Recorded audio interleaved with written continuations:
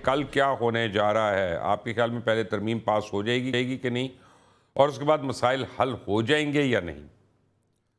ये दो बिल्कुल मुख्तलिफ सवाल हैं। मसाइल मसाइल तो अभी हल नहीं होंगे, हाँ, बिकॉज जो मसला, इनका असल मसला है, वो उनका नाम तो इमरान खान है और उनका अभी तक इनके पास सोल्यूशन कोई नहीं है। To be very honest, they don't have a political solution. अभी तक वो एक पॉलिटिकल इशू को एडमिनिस्ट्रेटिव मेजर से डील कर रहे हैं। उनका ख्याल था कोर्ट्स रिलीफ दे रही हैं एक्स्ट्रा, तो उनका कंट्रोल, कोर्ट्स को कंट्रोल करो, चलें, वो शायद हो भी जाए, लेकिन असल इशू तो पॉलिटिकल है ना। सो वो that is a different thing.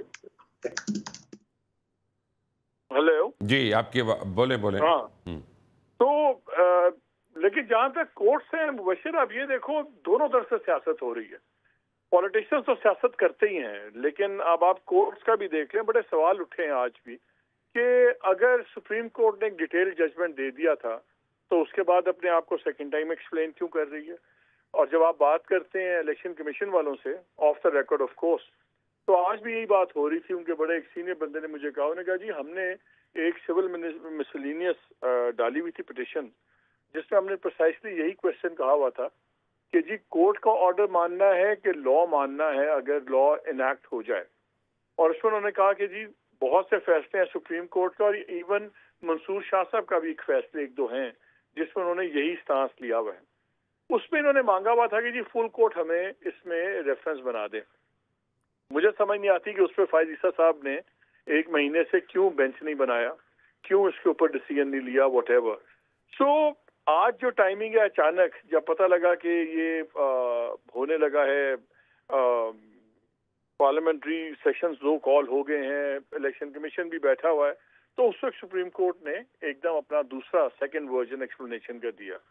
Reason तो बड़ा सिंपल समझ आता है कि उन्होंने कहा कि ये ग्राउंड फैक्ट्स में ये शायद इलेक्शन कमीशन कोई 2 नंबर काम करने लगा, तो उन्होंने उसको ब्लॉक करने की कोशिश की है। प्रीएम्प्ट कर बट दिया।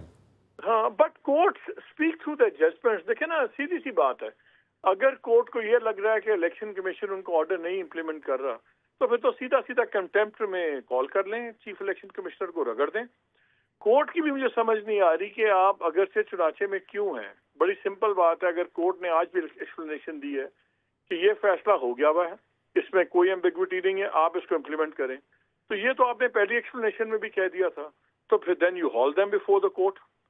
आप उनको बुलाते भी नहीं है, आप उनको फिर कंटेम्प्ट में भी नहीं रगड़ते, और फिर आप एक्सप्लेनेशन पे एक्सप्लेनेशन दे रहे हैं। शायद मैं आज 2-3 लॉयर्स से मुबशिर पूछा, मैंने बहुत सीनियर लॉयर्स से, मैंने कहा कोई ऐसी एग्जांपल है जहां पे सुप्रीम कोर्ट ने कभी डिटेल्ड जजमेंट देने के बाद उस जजमेंट में फिर कोई एक्सप्लेनेटरी दुनिया नोट में दिया कोई हो? नहीं है। हाँ, तो हम तो अपनी सुप्रीम कोर्ट की बात कर रहे हैं ना, तो यहाँ भी नहीं है। So political parties are acting like courts and courts are acting like politicians. ये अनफॉर्चुनेट इस वक्त चीज चल रही है। अब इसका क्या नतीजा होगा देख लें। और जो अब इन्होंने अमेंडमेंट जो ला रहे हैं, जिसमें इन्होंने अब चीफ जस्टिस का तरीकाकार ही बदल रहे हैं, 3 के बेंच में से उठाएंगे, तो अब तो मुझे नजर आता है कि याहिया अफरीदी साहब ही शायद अगले चीफ जस्टिस हो जाएंगे, which won't be a bad thing. बहुत से जज हैं, सॉलिड आदमी हैं, नहीं तो पहले तो लेकिन जजेस जो हैं वो रिजाइन करेंगे जैसा कोर कमांडर्स करते हैं। नहीं, उसमें क्यों रिजाइन करेंगे? उसमें कोई सुपर सीट तो नहीं हो रहा ना। ये तो एक डिस्कशन आपने दे दिया पार्लियामान को। उनका जो कमेटी बनेगी, 8 MNAs 4 सेनेटर्स, तो ये डिस्कशनरी पावर है, ये कोई दूसरी तो नहीं है। वो आर्मी की अपनी ट्रेडिशंस है ना, उसमें और चीज होती है। यहाँ पे तो ये इट्स द फर्स्ट टाइम ऐसे होगा।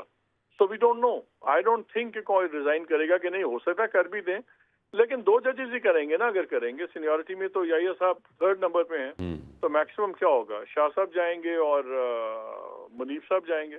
आई don't think they will resign, but अगर करते भी हैं तो 2 जजेस चले जाएंगे मैक्स। चले, शायद वो भी एक ट्रेडिशन बन जाए, बट आई डोंट थिंक वो ट्रेडिशन होनी चाहिए, बिकॉज चीफ जस्टिस किसी का बनना दूसरे की नालायकी शो नहीं करता, just a different set of priorities show करता है हुकूमत वक्त की और हालात की। So we are in uncharted by the way, waters. Chief बनना भी दूसरों की नलायकी शो नहीं करता, वो उस वक्त के प्राइम मिनिस्टर की तरजीहात शो करता। हाँ, एग्जैक्टली। सो वी, इस मामले में हम अनचार्टेड वाटर्स में हैं। लेकिन टेमिंग ऑफ द श्रू वाला जो था ना फेमस प्ले, तो टेमिंग तो शुरू हो गई है ना, टेमिंग तो अब शुरू हो गई है।